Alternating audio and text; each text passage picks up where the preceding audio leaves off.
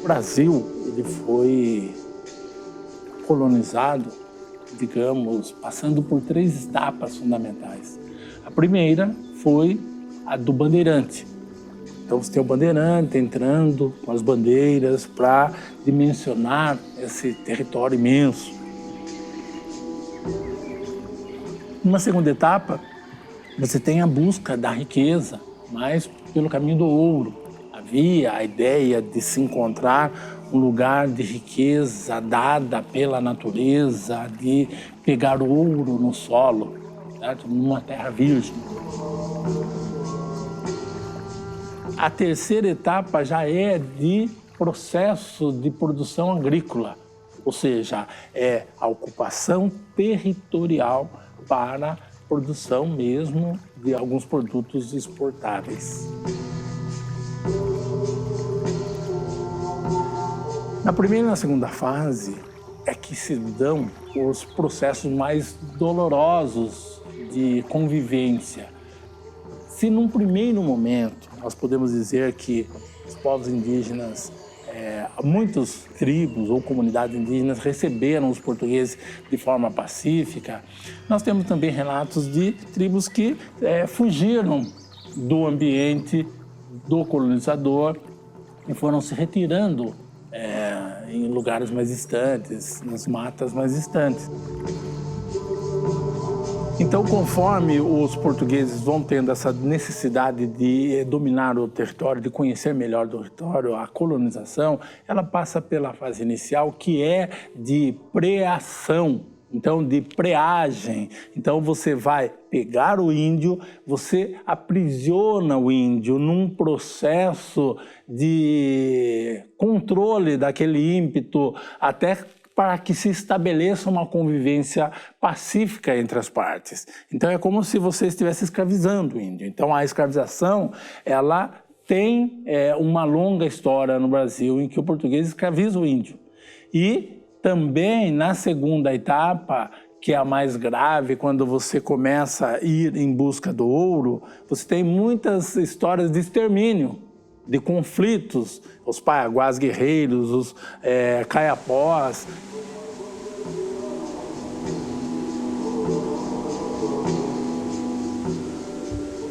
Nós temos como dizer que há sim uma confluência para a região de Piracicaba dos povos Tupi-Guarani, originários da região amazônica, sendo que um veio pelo leste, outro pelo oeste, e no período da colonização, eles foram, digamos assim, forçados a se concentrar na região central da região sudeste do país, São Paulo, tá?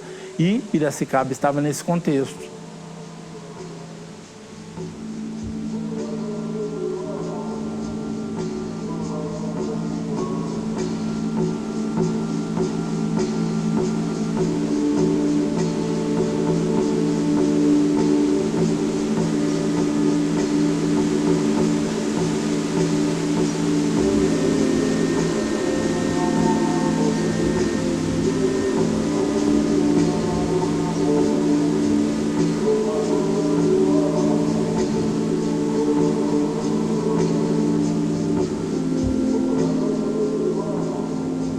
Em Piracicaba, dentro da nossa tradição de história e literatura, nós vemos, por exemplo, citações a locais próximos ao rio, né? Engenho Central, Salto do Rio Piracicaba. A própria palavra Piracicaba é de origem tupi-guarani, lugar onde peixe para, ou lugar onde peixe chega, né? Onde é fácil aprisionar esses peixes por conta da piracema, principalmente.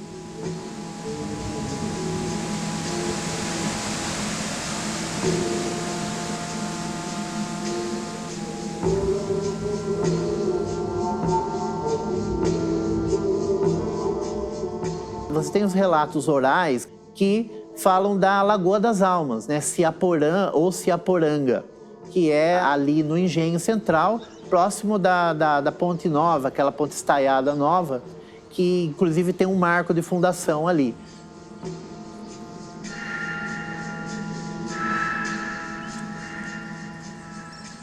Ciaporanga é o nome indígena, o Lagoa das Almas é o nome posterior dado pelos portugueses.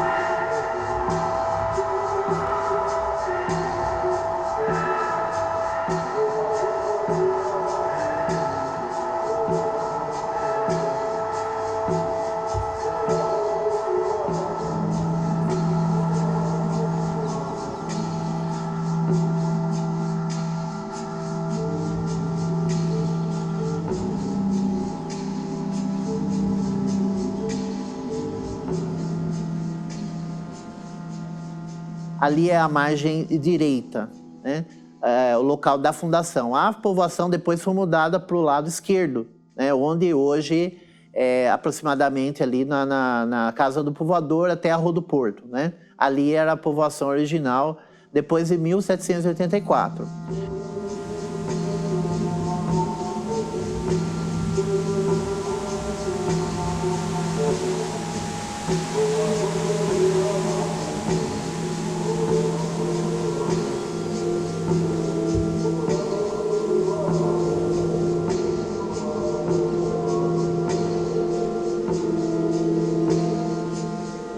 Ali é um local que também tem várias ocorrências arqueológicas, né? Então, dentro da pesquisa que a gente fez, dos vestígios arqueológicos que foram encontrados ao longo do século XX, por conta das obras viárias que aconteceram na cidade, né? De ampliação de rua, de avenida, teve muito encontro, né? Por acaso, não foi a escavação arqueológica orientada por arqueólogos, mas houve essas ocorrências arqueológicas. Por exemplo, na beira do rio, próximo à Casa do Povoador, existe a ocorrência da gravura de Piracicaba.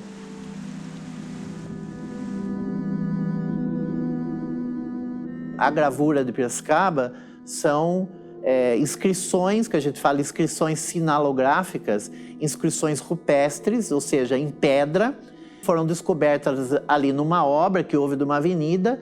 No fim, essas inscrições foram destruídas, né, por conta de um descaso mesmo das autoridades. Houve o professor José Antero Pereira Júnior, que veio de São Paulo a pedido do professor Arquimedes Dutra, na época, e que tentou preservar isso, mas não foi possível fazer essa preservação e essas gravuras acabaram sendo destruídas. Houve o estudo por parte do professor José Antero, mas o original foi destruído.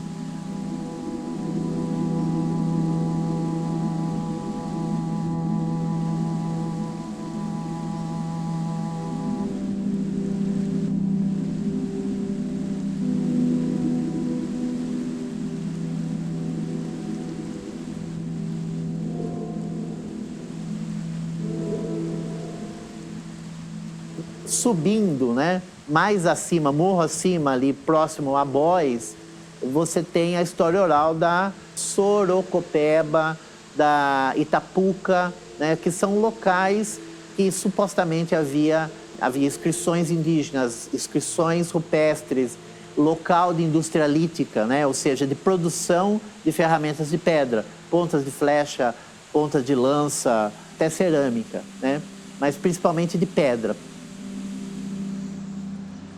Ali existe um relato que, para se fazer a fábrica Santa Teresa, que é a fábrica que deu origem depois à fábrica Bois, fábrica de algodão, ali o Luiz de Queiroz, né, teria destruído aquilo para poder fazer os alicerces da fábrica, né?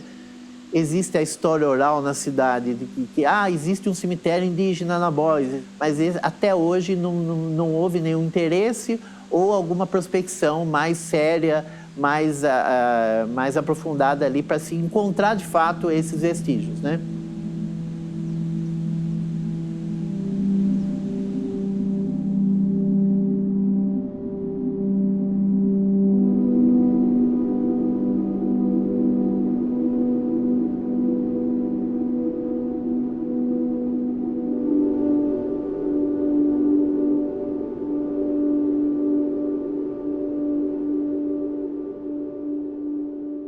pelas ocorrências arqueológicas que aconteceram na cidade durante o século XX, nós temos relatos de encontro de igaçabas muito frequentes, né? Nós levantamos por volta de 15 encontros, 15 igaçabas que foram encontradas em Piracicaba, acidentalmente, né?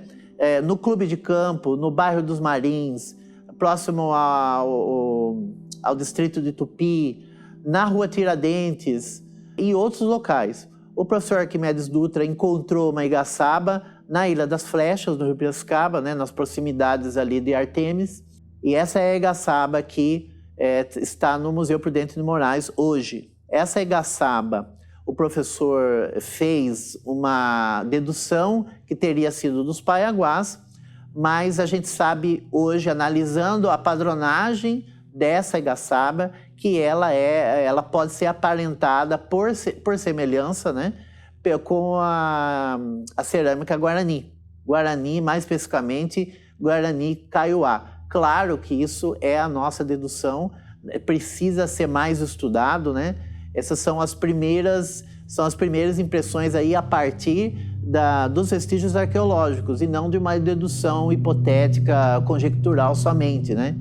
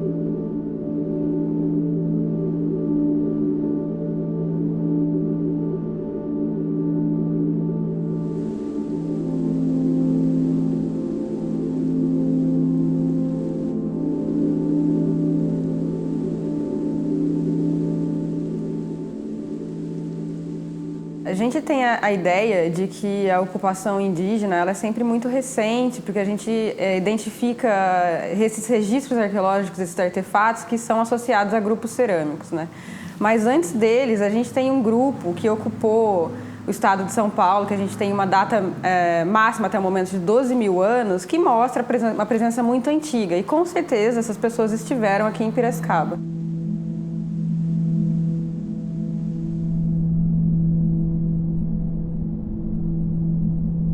A questão de quão antiga é a ocupação humana em Piracicaba é algo que a gente não sabe ainda porque não tem nenhum sítio datado. Embora a gente tenha em torno de uns 17, 20 sítios arqueológicos com pedra lascada cadastrada, né, no IFAM, que é o órgão que regulamenta o trabalho, a pesquisa do arqueólogo, nenhum deles apresenta uma datação.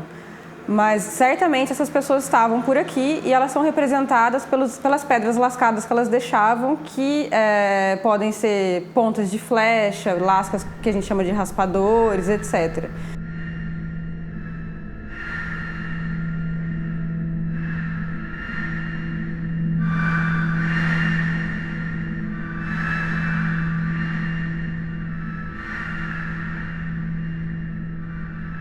que eu consegui ver analisando alguns materiais do museu aqui de Prudente, com os estudos lá de Rio Claro, é que algumas pedras lascadas são parecidas e outras são diferentes. Então a gente pode estimar que Piracicaba tinha gente aqui já há 7.000 anos, extrapolando o registro arqueológico com base nessa proximidade territorial. Vem a questão do ser primitivo na cabeça, né? Mas, na verdade, é totalmente o contrário. Hoje em dia, a gente não tem essa habilidade mais de lascar. Ninguém sabe lascar. É o que a gente fala na arqueologia de uma tecnologia perdida. A gente perdeu essa habilidade. Não é só bater uma pedra na outra que vai sair um pedaço de rocha para você usar, né? Então, a partir do estudo dessas pedras lascadas e de como elas eram lascadas, porque existem técnicas diferentes, né, de lascar os dois lados da pedra, de lascar um só, de fazer uma ponta, de fazer um raspador. E essas diversas técnicas deixam formas específicas. Então, o estudo de como esse instrumento foi feito, como ele foi lascado e a forma final dele ajuda a gente a mapear esses grupos humanos quando a gente, por exemplo, não tem sítio datado, né? Então, a gente vai por comparação de similaridades. Esse grupo lasca parecido com aquele ali, tem uma forma parecida com aquela ali, aquele grupo tem 8.000 anos, pode ser que esse aqui também tenha. Vamos fazer algo por aproximação.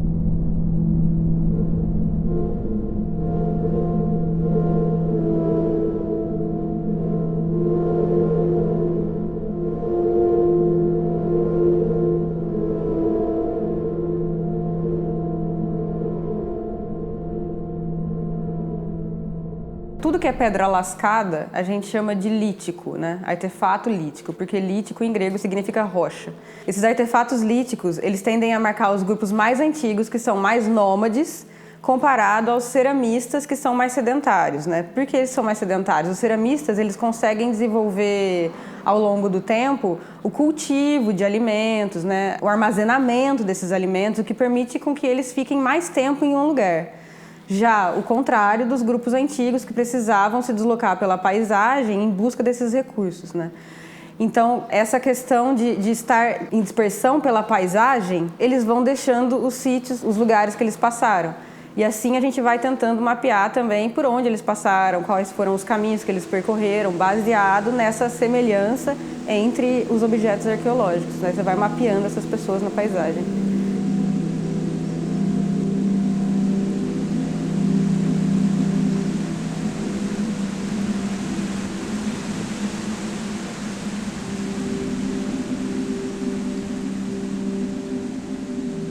A cidade de Piracicaba, ela tem um elemento muito importante para a ocupação humana, que é o rio, né?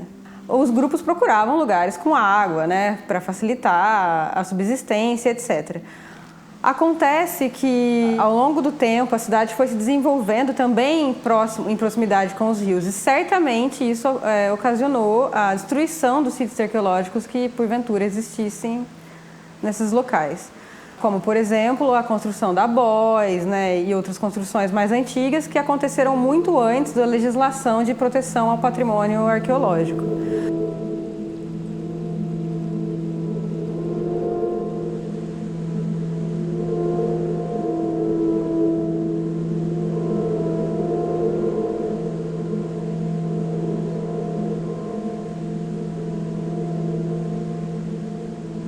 O que acontece é que pessoas que moram na periferia da cidade, áreas pouco impactadas, conseguem encontrar ainda material arqueológico, que é o caso de relatos dos bairros de Santana e de Santa Olímpia, que foram de onde saíram as pontas de flecha que estão aqui no Museu Prudente, que eu analisei e que eventualmente até hoje, pelos relatos, às vezes encontram uma ou outra. E essas pessoas, elas têm grandes coleções particulares e que elas abrem para os pesquisadores para poderem fazer os trabalhos.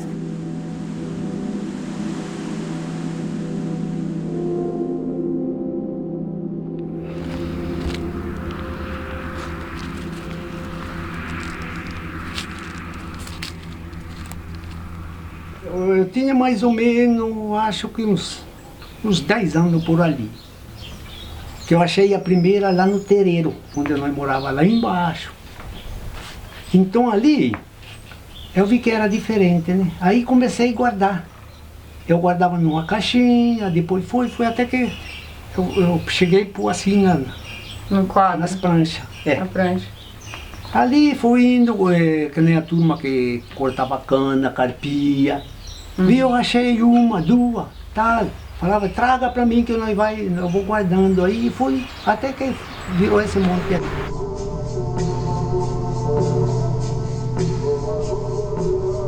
Gostava muito, eu gosto muito de índio, sabe? Quando eles falam que os índios vão lá e estão mexendo com isso, pra mim eu fico nervoso, sabe? É um negócio, essa turma. Deixa eles quietos, que já tiraram o Brasil deles, que era deles. Não adianta falar que não, invadiram. Não houve descobrimento em nenhum lugar, invasão. Então, a gente vê de vez em quando lá com os índios mexendo, matando, queimando aldeia. Eu desligo, porque eu fico nervoso. Esse serrilhado, a gente chama de serrilhado, né? Essa ondinha aqui na ponta. E esse serrilhado aqui, ele não é comum nas pontas aqui, pelo menos nas pontas em São Paulo em geral. Como que eles conseguiam fazer uma ponta dessa? Então, eles faziam batendo uma pedra na outra, né, pra tirar, vai dando forma, mas essa coisinha serrilhada, parece o serrilhado da faca, eles usavam chifre de animal, ou eventualmente osso trabalhado, né, se você deixa a ponta do osso bem pequena, vai ralando ela, Olha aqui. Você constrói a ferramenta para fazer isso. Esses, ó, pequenininho aqui, ó, olha essa que perfeição. É difícil, não é fácil fazer isso. E é muito meticuloso, né? É muito preciso. Essa é assim mesmo. Essa é a pedunculada que a gente fala. Não quando é não seta? É. Parece que é seta. Essa que eles põem aqui. Mas eles também encabam assim, ó. Encaba assim e... Isso aqui é raro, viu? Eu só vi ponta assim em São Paulo, lá em cima, perto de Promissão. Essa ponta aqui, ó, ela não é local desse lugar. Essa ponta aqui, ela parece... Essa aqui provavelmente foi uma troca de grupos que se encontraram. Porque esse tipo de ponta aparece lá no Uruguai. Então, no Brasil. E achamos aqui. Aí vem no Rio Grande do Sul, às vezes pode aparecer. Tem um cariador. O cara viu, choveu. Ela sabe que corre aquelas águas que corre e leva perto do ribeirão assim. Ele viu, ele falou, ela estava assim de quina. Ele falou, mas será parece um? Ele chutou assim e achou aqui. Agora me diga, como que pode? Bem, parece que ela tem uma mão francesa, né? Tá. Para encaixar aqui, os quatro lados. E amara. Tá. Amara ali, para derrubar a árvore. Mas esse furinho eu nunca tinha visto, não. Então tem quatro. E eu vou buscar uma. Esses dias era para ir ontem buscar, que o cara achou. Ela falou, tem uma que tem uma cabecinha. Eu falei, eu sei o que é. Eu falei, é machadinha. Eu tenho uma lá e uma tá quebrada ali, olha. Uma grandona que era essa aí, vi. quebrada. Mas não achou o E aí eles avisam o senhor e o senhor pega. E eles doam pro senhor. Essa aqui é as curvas. Essa aqui é as Isso aqui é muito diferente. Essas coisas não são comuns. É curvada. Você pega, você tira uma mandioca, uma cenoura, ela vai, você passa na madeira, é que nem passar é tudo curva. Essa aqui tem tudo um furo assim, ó. Isso aqui a gente chama de quebra-coquinho. Papá. Olha. Tudo com furo. Furinho do lado no meio? do outro. Olha, aquelas lá. Vendo. Ó. Essas daqui também achou aí no meio, olha. Isso aqui, essa aqui, ó. Isso tava aqui dentro? Não, separado. Tá. Tudo no mesmo, tudo que tá falando, a gente tá falando tudo da mesma área. Tudo isso aqui encontrou no mesmo lugar, aqui na região. Não, na região. É na região, Aqui, Sim, mas tudo por aqui. Por aqui. Ó. Tem pigmento aqui, eu não sei, tá muito vermelho lá dentro. Isso aqui é um virote, usado em pesca. Agora, esses outros aqui, esses pingentes, deve ser pingente, né? Pingente, tipo pingente de colar mesmo, Impressionante. O que eles chamam de enxó aqui, ó, é coisa pra cavar, fazer buraco na terra. Enxó, tá vendo? É o nome do instrumento. Acho que assim é mais fácil. Quase tudo igual, quase. Tudo igual. É. Incrível. É uma quantidade de material arqueológico para Piracicaba, para o redor, que não existe em museu. Não existe. Não existe. Esse acervo... Eu acho que não existe. Não existe. Não existe. Precisa chover bastante. É quando ara a terra. Então, às vezes a gente vai assim, passa no meio do terreno, principalmente onde que é espigão. Espigão sabe o que é, né? O espigão é no alto, aquela tira. Então, ali tem pedaço, tem cascalho. Tudo pedacinho, pedaço. Não tá aí, essas pedras foram ele que trouxeram aí, para fazer, fala oficina elítica que fala.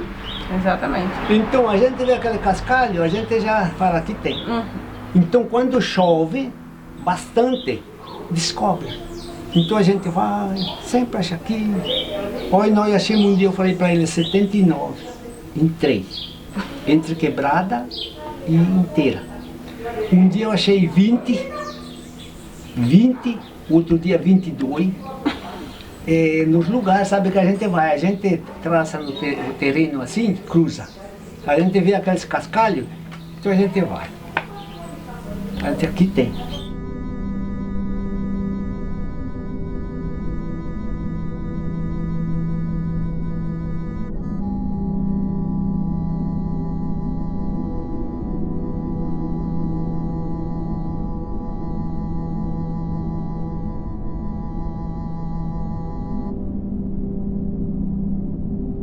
Ó, é sílex, ó.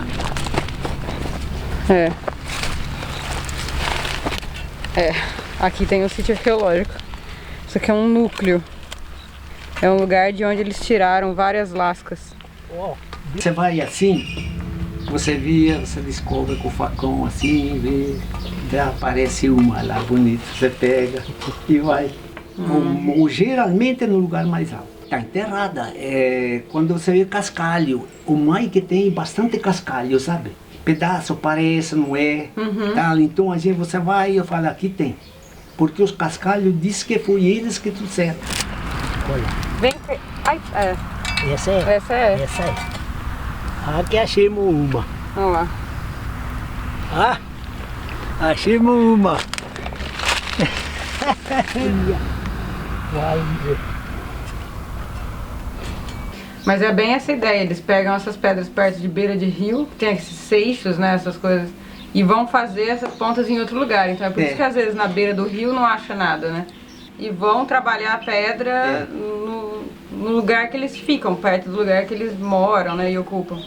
Ah, achei uma. olha lá, quebrada. Oi, 4. Infelizmente tá quebrada. Olha.